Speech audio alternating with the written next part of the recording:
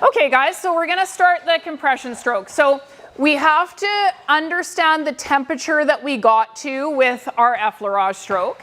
Because remember, when you start a deeper stroke, you need that next level of temperature change, right? So you do have to recognize what temperature you got to with your flat hand effleurage stroke so that you understand if there was a second temperature change with your compression stroke. I'm gonna do mine right here, but we're gonna do this throughout and I'll demo doing it everywhere.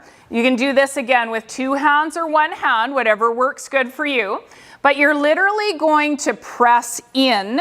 How do I decide how much to press in? Yeah, because he's going to push back against me, right? So I'm going to press in till he presses back.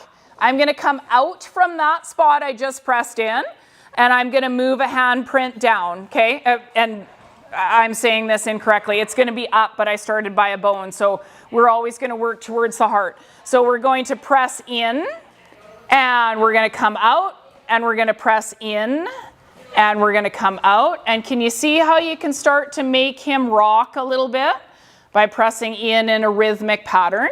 If you want to do this with 2 hands, you can. You're going to press in and out, slide up, in and out, slide up, in and out, slide up, okay?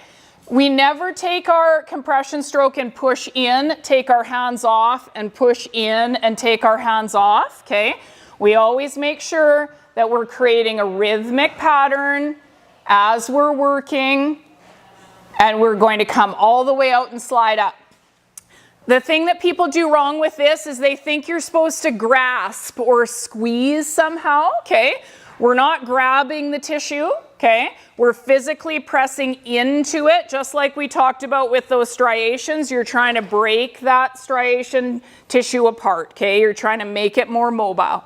So just as an example to see how it's going to work on the whole hind end, we're going to press in and out, in and out, in and out, in and out, all the way forward. And again, if you didn't feel comfortable with 2 hands, that's totally fine. You could have 1 hand on the side if you were worried that the horse might kick or something.